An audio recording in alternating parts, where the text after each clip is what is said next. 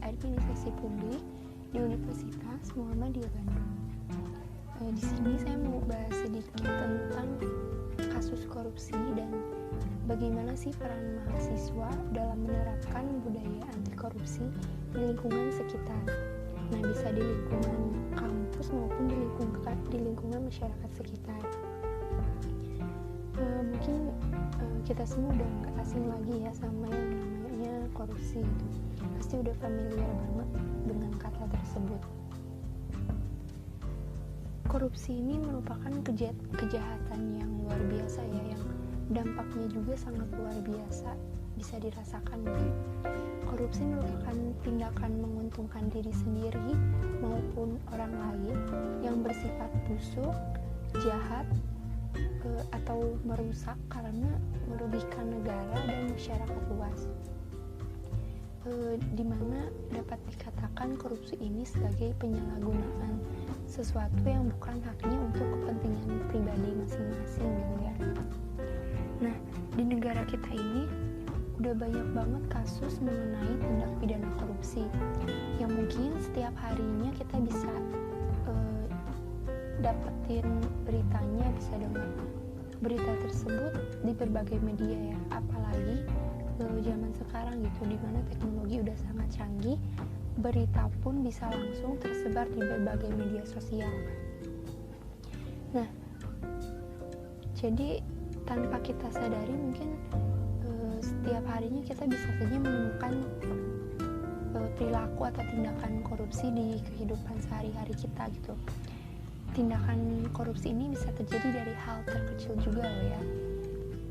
Nah, bicara mengenai tindak pidana korupsi di Indonesia, tentu tidak akan ada habisnya ya, mulai dari kasus korupsi simulator SIM, terus kasus korupsi Bank Senturi, lalu kasus korupsi EKTP, dan mungkin masih banyak lagi ya kasus korupsi lainnya gitu.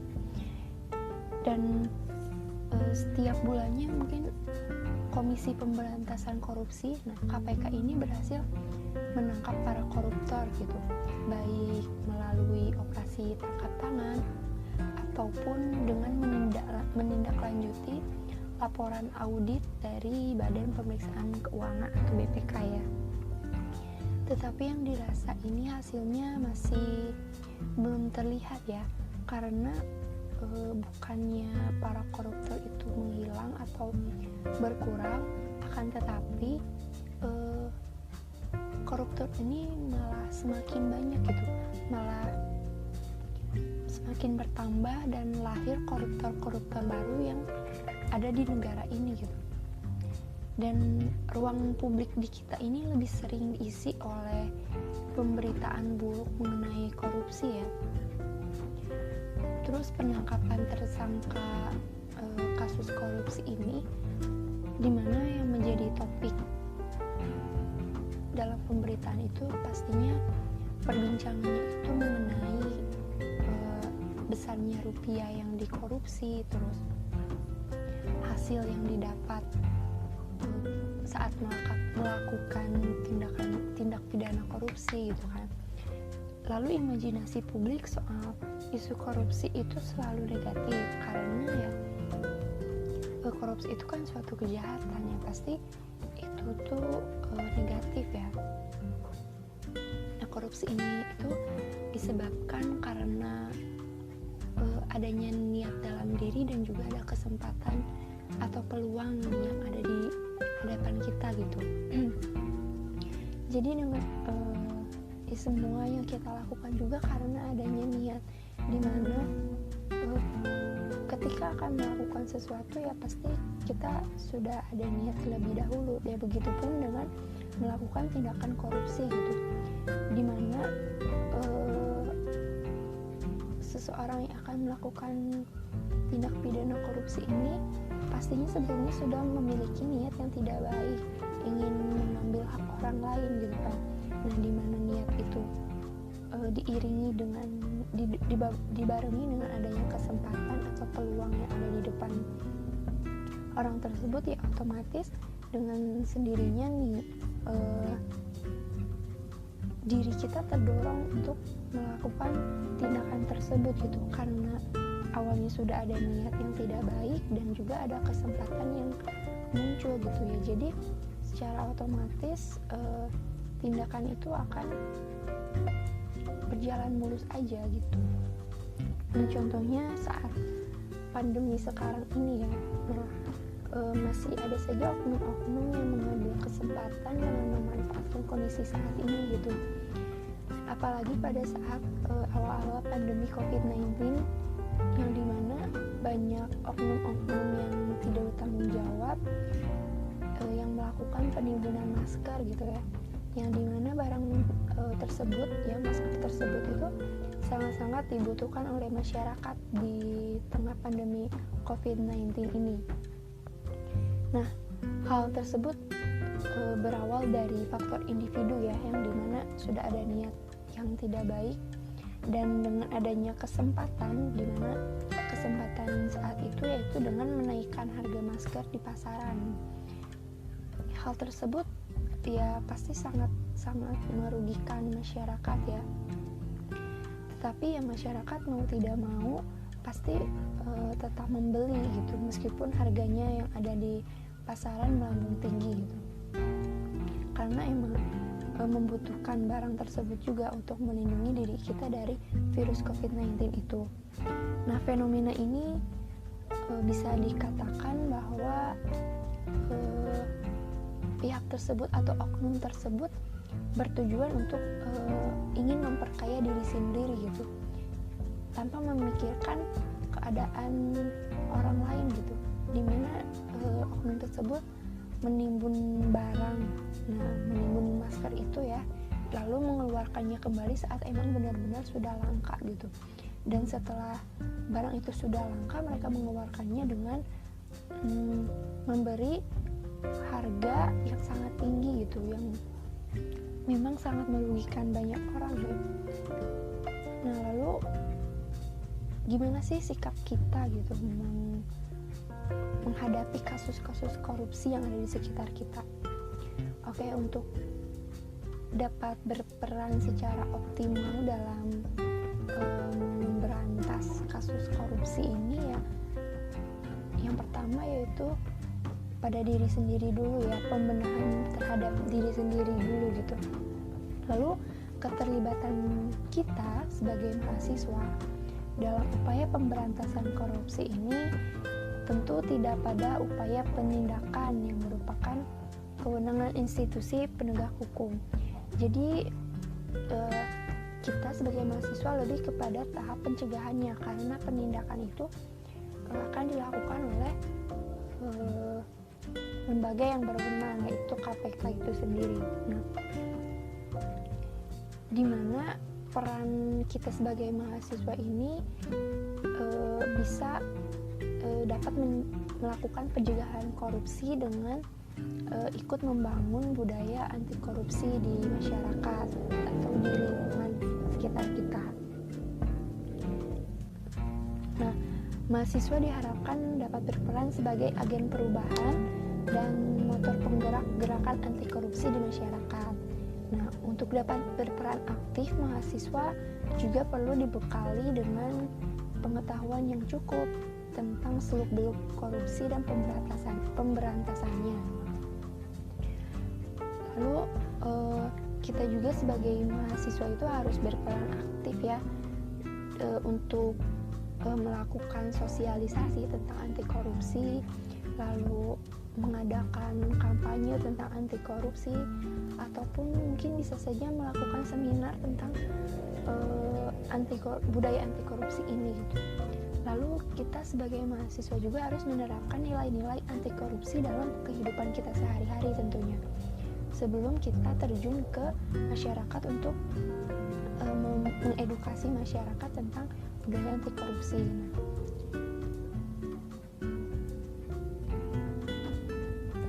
Pada dasarnya ini korupsi itu berdampak buruk ya pada seluruh sendi kehidupan manusia gitu. Korupsi merupakan salah satu faktor penyebab utama tidak tercapainya suatu keadilan di suatu bangsa ya, karena memang oknum atau para koruptor yang melakukan tindak pidana korupsi ini sudah melakukan tindakan yang jahat ya, yang dimana di situ tidak ada keadilan.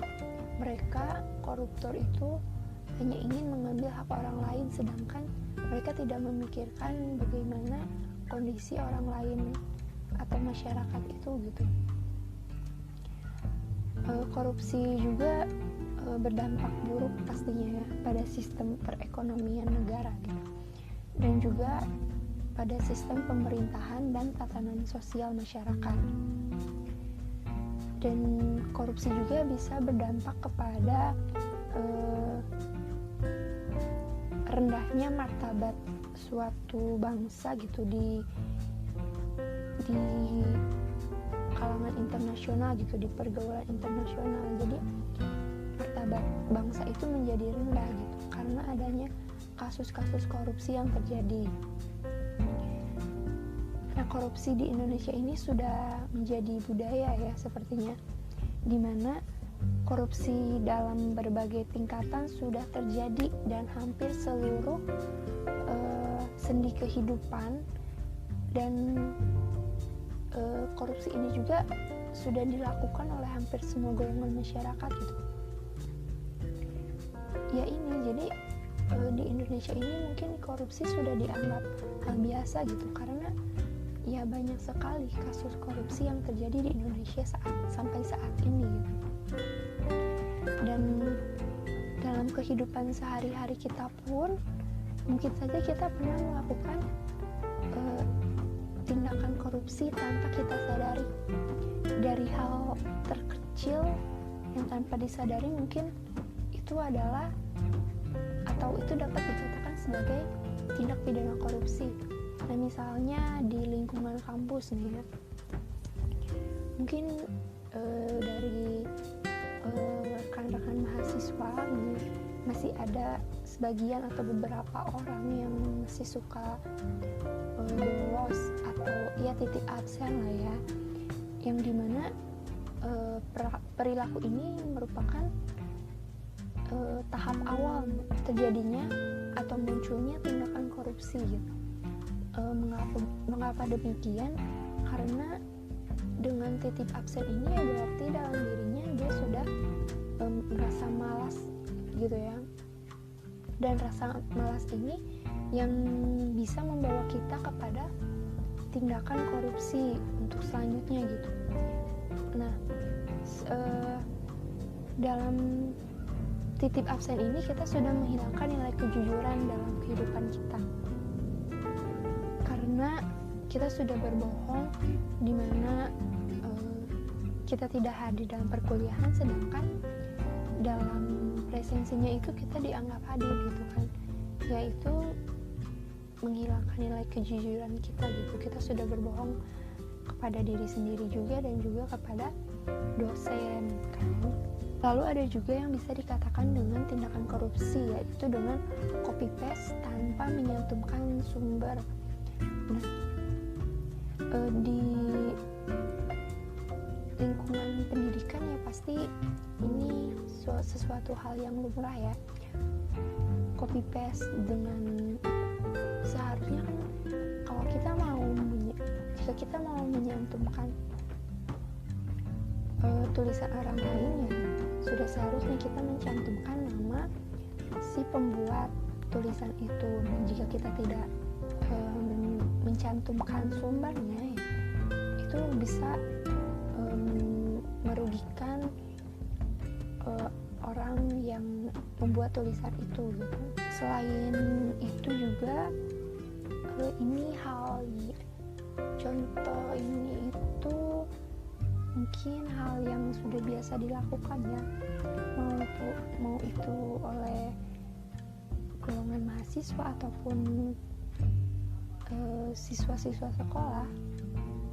Ini tuh masih sering gitu ya, masih sering dilakukan mungkin oleh mereka masih melakukan tindakan mencontek gitu ya. Nah, Mencontek juga dapat dikatakan korupsi ini, karena dia mengambil hak orang lain kan, orang yang dia contek untuk kepentingan diri sendiri. Untuk kepentingan diri sendiri ya, untuk kepentingan dia dalam mendapatkan nilai bagus gitu pastinya, karena dia malas untuk belajar, jadi akhirnya dia mengandalkan orang lain dan menghilangkan kejujuran di dalam dirinya gitu. Nah ini contoh terakhir nih. Pasti masih ada beberapa orang yang ketika dikasih kepercayaan sama orang tuanya nih, dia dikasih uang.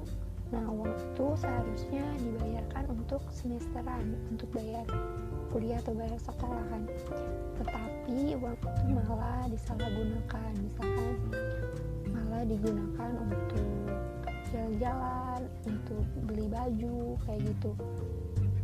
Nah ini bisa tumbuh bibit-bibit koruptor nih dari sini, karena ya dia sudah mengambil yang seharusnya bukan hak dia gitu. Jadi ini sudah bisa dikatakan sebagai korupsi gitu ya. Nah sebuah tindak korupsi besar terjadi dimulai dari sesuatu yang sangat kecil ya. Ya sesuatu yang besar pasti dimulai dari yang terkecil dulu ya. Nah perilaku mahasiswa yang tadi itu ya, jika diteruskan akan membuat sebuah budaya yang buruk ya, kebiasaan buruk yang dapat merusak mental, integritas dan juga nilai kejujurannya yang akan hilang. Ketika perilaku yang tadi itu sudah menjadi budaya dalam kehidupan sehari-hari, maka dampaknya akan seperti bom waktu dan pada saatnya akan meledak gitu ya.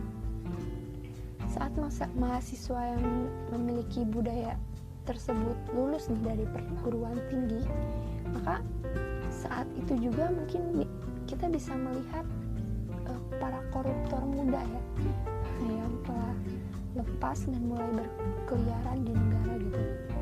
Kenapa sih bisa dikatakan koruptor muda? Ya itu tadi yang seperti tadi dicontohkan, bahwa perilaku-perilaku itu bisa dikategorikan sebagai korupsi. Nah apabila perilaku tersebut terus dijalankan, terus dibudayakan, maka ya itu akan terus terbawa gitu ke depannya. Nah jadi untuk menghilangkan koruptor ini dan memberantas korupsi di negara ini, maka langkah pertama yang harus dilakukan itu ya menghapus budaya korupsi yang dari yang terkecil di sekitar kita gitu. Nah maka mulai dari sekarang, ayolah rekan-rekan mahasiswa, kita hilangkan budaya titip absen ya, yang dimana ini juga bisa merugikan diri sendiri pastinya. Ya kalau memang benar-benar ada kepentingan dan benar-benar tidak bisa mengikuti perkuliahan, ya kita bisa izin dengan baik-baik kepada dosennya. Tapi kalau dengan alasan karena tidak suka dengan dosennya atau tidak suka dengan mata kuliahnya, ya jangan sampai titip absen lah ya, sayang juga kan, kita udah bayar tapi kita malah bolos dalam perkuliahan gitu. Jadi ayolah kita hilangkan budaya titip absen gitu ya, mulai pada diri kita sendiri. Nah salah satu upaya pemberantasan korupsi adalah dengan sadar melakukan suatu gerakan anti korupsi di masyarakat dan lingkungan sekitar ya. Nah gerakan ini yaitu sebagai upaya bersama yang bertujuan untuk menumbuhkan budaya anti korupsi ya di masyarakat dan di sekitar kita gitu. Maka dengan tumbuhnya budaya anti korupsi ini di lingkungan masyarakat maupun di lingkungan kampus, diharapkan ini tuh dapat mencegah munculnya perilaku koruptif ya, dan mencegah munculnya tindakan-tindakan korupsi selanjutnya. Nah, gerakan anti korupsi ini harus melibatkan seluruh komponen gitu ya, baik dari pemerintah, swasta, ataupun kita sebagai masyarakat gitu ya. Nah, keterlibatan mahasiswa dalam gerakan anti korupsi ini dapat dilakukan di lingkungan kampus itu dengan ya tadi ya, mencegah diri sendiri dulu untuk tidak melakukan hal-hal yang koruptif gitu, hal-hal yang akan menimbulkan tindakan korupsi gitu. Dimulai pada diri kita sendiri, menanamkan untuk tidak melakukan korupsi dari hal yang terkecil, dan dengan mengajak rekan-rekan sesama mahasiswa dan juga organisasi kemahasiswaan di kampus ini untuk tidak berperilaku koruptif dan sehingga tidak terjadinya tindakan korupsi gitu. Nah, jadi kita harus mencegah perilaku korupsi di lingkungan kampus itu ya dengan kita yang tadi kita mulai menghilangkan budaya-budaya seperti titip absen ya, plagiarisme, terus mencontek ya. Kita mulai sekarang tanamkan dalam diri untuk menghilangkan budaya tersebut. Nah, pada masa pandemi sekarang ini ya, mungkin akan banyak atau mungkin bahkan sudah ada atau sudah lahir para koruptor baru gitu, yang dimana pada saat pandemi sekarang ini kan masyarakat banyak mendapatkan bantuan dari pemerintah ya, dimana akan ada oknum-oknum yang mengambil kesempatan, mengambil peluang untuk mendapatkan hak yang bukan milik mereka gitu, yang bukan haknya mereka gitu kan. Nah, ada beberapa kasus di daerah-daerah yang dimana jumlah besaran bantuan yang dari pemerintah itu yang diterima masyarakat itu tidak sesuai nominalnya gitu. Masih ada masyarakat yang mendapat bantuannya misalnya seharusnya 600.000 nih yang dari pemerintah, tetapi yang sampai di tangan masyarakat itu hanya 400.000. Nah, lalu 200.000-nya ini kemana? Ini yang harus terus kita kawal ya. Ini menjadi pertanyaan banyak orang, menjadi pertanyaan masyarakat gitu kan. Kenapa masih harus ada potongan gitu? Padahal kan itu sudah haknya masyarakat mendapatkan bantuan sebesar 600.000, tapi kenapa harus ada potongan sehingga yang sampai ke tangan masyarakat itu tidak sesuai dengan nominal yang seharusnya gitu. Nah, di sini masih ada saja pihak-pihak yang menyatakan bahwa potongan tersebut dengan dalih untuk biaya administrasi lah atau biaya operasional lah, dan juga ada yang bilang untuk masyarakat yang belum mendapatkan bantuan gitu, yang tidak terdata gitu ya. Kalau memang itu untuk masyarakat yang belum mendapat bantuan gitu, tapi kenapa masih ada saja masyarakat yang mengeluh tidak mendapat bantuan, sedangkan dari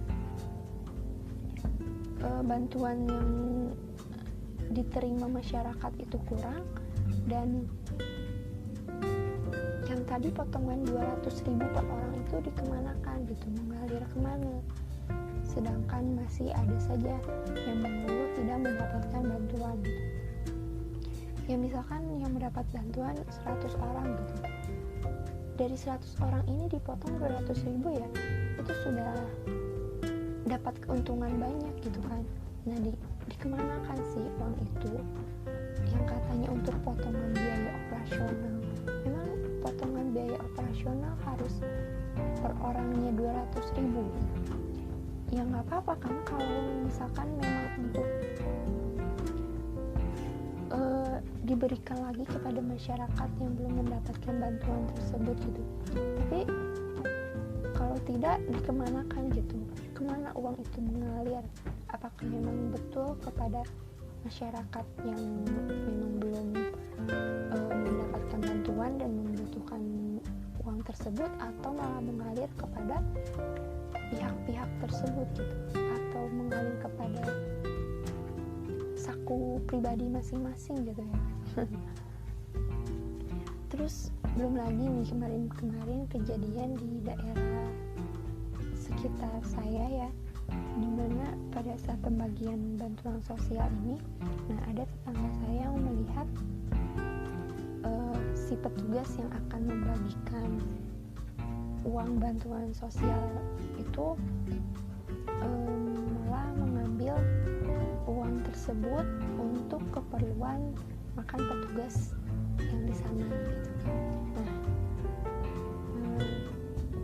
kenapa gitu harus ambil dari uang bantuan itu gitu? Kan pastinya sudah ada bagian masing-masing gitu kan. Pasti petugas juga mendapatkan bagiannya gitu untuk konsumsi, untuk makan kan.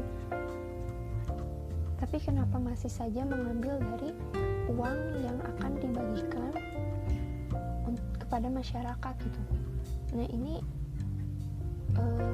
udah terang-terangan ya, dia mengambil, petugas itu mengambil uangnya dari laci, yang dimana laci itu berisi uang yang seharusnya dibagikan kepada masyarakat gitu. Itu uang bantuan sosial gitu. Tapi kenapa harus mengambil dari laci itu gitu uangnya? Nah, hal-hal seperti ini harus terus kita kawal pastinya. Jangan sampai kebiasaan yang tadi itu terus mengalir dan menjadi budaya yang terus menerus gitu. Kita harus menghilangkan budaya tersebut gitu. Sikap kita harus mencegah terjadinya perilaku seperti yang tadi ya.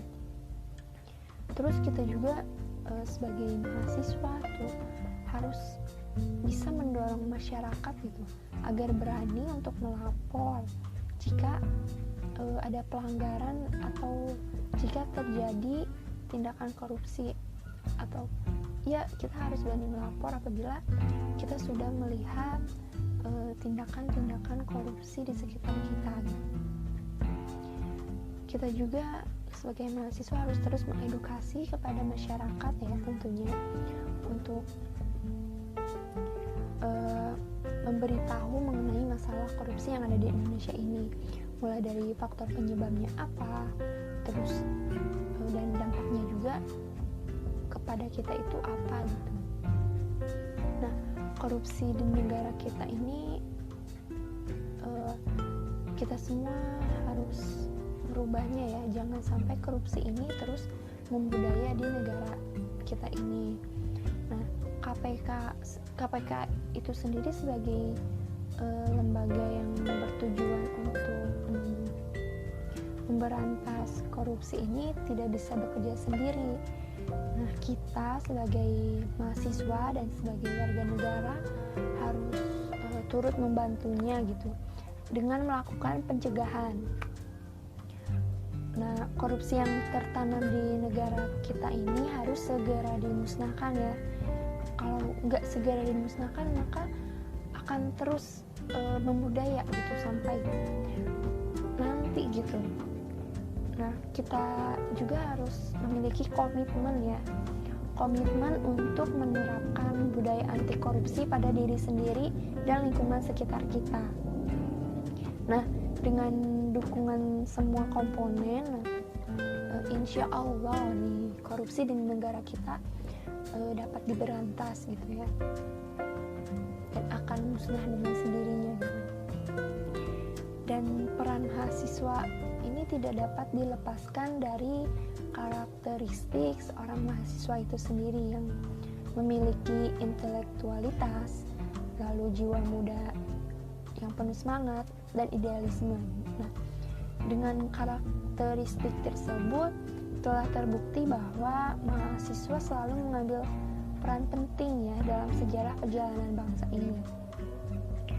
Dalam beberapa peristiwa besar perjalanan bangsa ini juga telah terbukti gitu bahwa mahasiswa ini berperan sangat penting sebagai agen perubahan. Dengan adanya kerjasama juga dari masyarakat, pemerintah serta instansi lainnya terkait kasus korupsi ini, maka kita bisa dapat mengimplementasikan dan menerapkan pendidikan anti korupsi sejak dini di segala aspek kehidupan kita gitu. Nah, untuk itu kita sebagai warga negara Indonesia ini harus peka gitu ya terhadap lingkungan sekitar, dan mulailah dari sekarang untuk tidak melakukan tindak korupsi dari hal terkecil di kehidupan sehari-hari.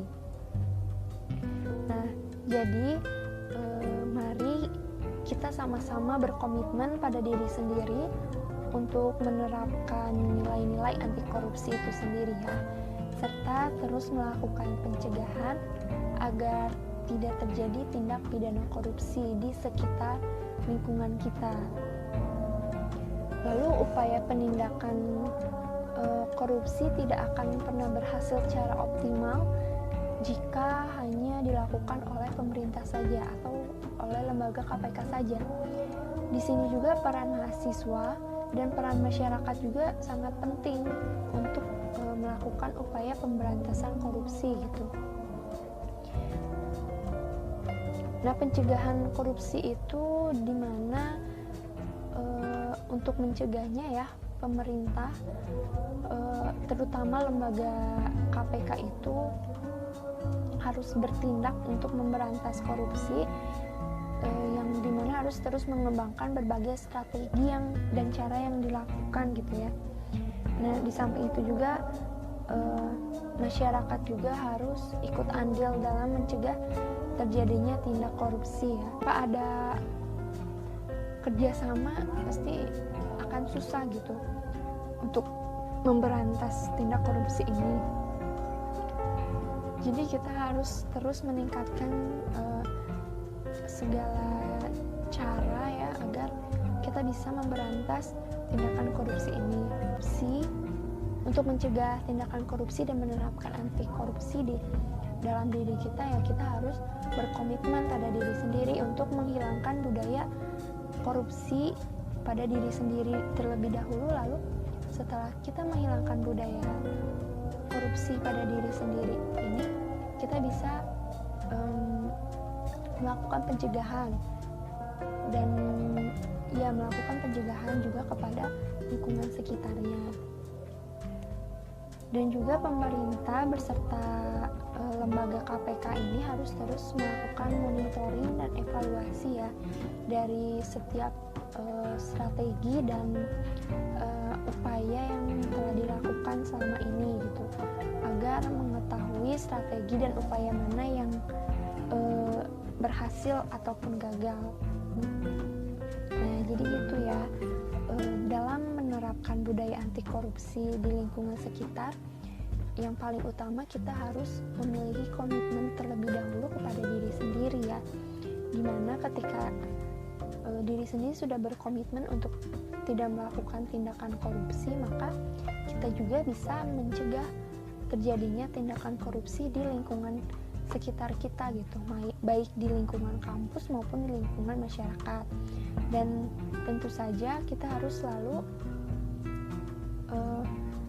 melakukan edukasi ya kepada masyarakat agar masyarakat juga mengerti